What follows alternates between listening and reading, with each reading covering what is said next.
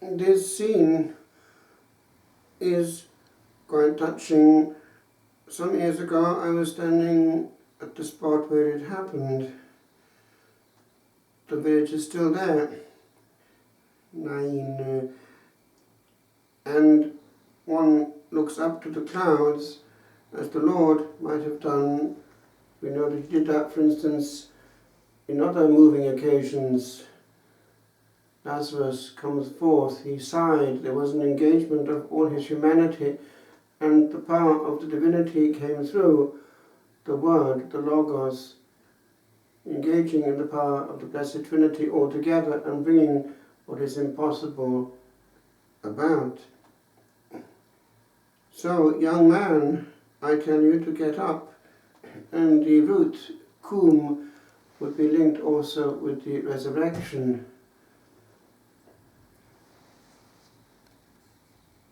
Thus it is that if one looks up to heaven, wherever one is on earth, if one can see the clouds, if one can see the sun, one is looking beyond the stratosphere of this world and seeing certain things that don't change. There is a certain equality there. All sons of time can look upwards and see beyond the immediate. And what do they see? They don't see much with the eyes, but their mind can be itching to know. What does the soul see 1 second beyond our time? People talk about travelling, about going upwards or downwards.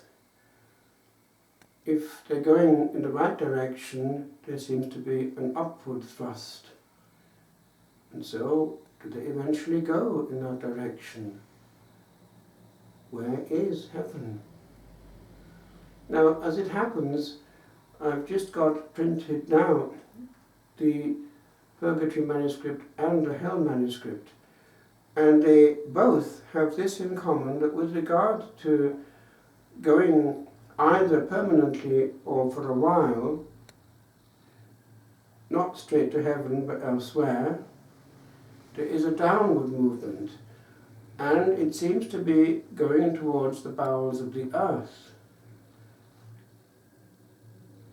We know what happened way back in the 80s when the Soviets drilled into the bowels of the earth in Siberia. Eventually, because they were recording all that could be picked up, trying to investigate tectonic movements, these horrible wailing sounds, until eventually the equipment melted because they were beyond the point of solid matter and had gone into molten matter, which of course we see in volcanic movement. There, the frontier is very thin. There's only about a mile between the lowest parts of sea and ocean and what is molten matter on the other side. And scientists know that strange things happen at that point of no man's land. So it wouldn't be a nice place to spend either a long or a short time. The other is very different. And some have given a notion of what it's like. Amongst hundreds, I can think of one that I came across years ago in school days, a very holy nun who centuries ago had died, well prepared, in her convent, and the Mother Superior, for some reason, because she'd not been there at her death, gave her a command to come back, just to say goodbye. And out of obedience she did, and reproached the Mother Superior for having called her back from the realms of bliss. So the realms of bliss are the ultimate goal, and purgatory is a hopeful place, even though it might be unpleasant. There's a happy ending, and it's not just a one-way ticket. On this day, the frontier between this world and the next is particularly thin. We help them, and they, out of gratitude, can help us. It was on this day that the soul in purgatory, in the Purgatory manuscript, was eventually released. It is the day, along with Christmas Day, it seems, in which the greatest number does go up. So we can rejoice with them. But it's well to pause at this no man's land, between time and eternity, on this day, and think. Time isn't that long. Indeed, it goes by in chunks, and milestones like quarter centuries and half centuries make us pause and ask, am I using it well?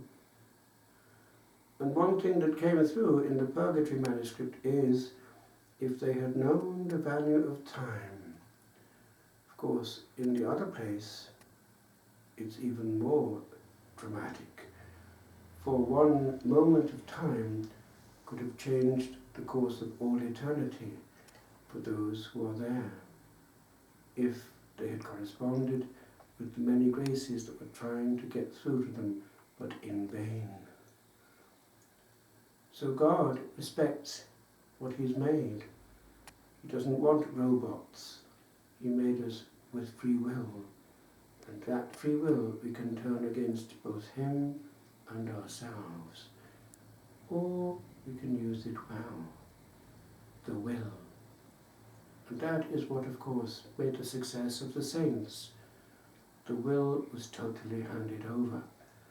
And until that happens, we are not fully prepared.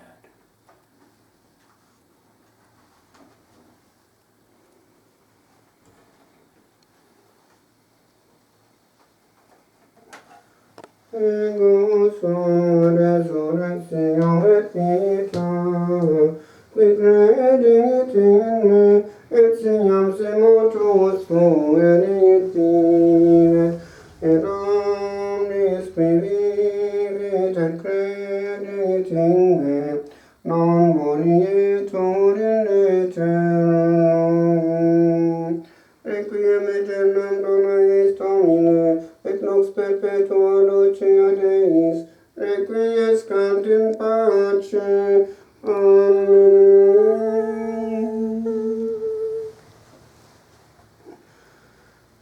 Be still, my soul, the Lord is on your side. Bear patiently the cross of grief and pain. Kneel to your God, to order and provide. In every change, He faithful will remain. Be still, my son, your best joy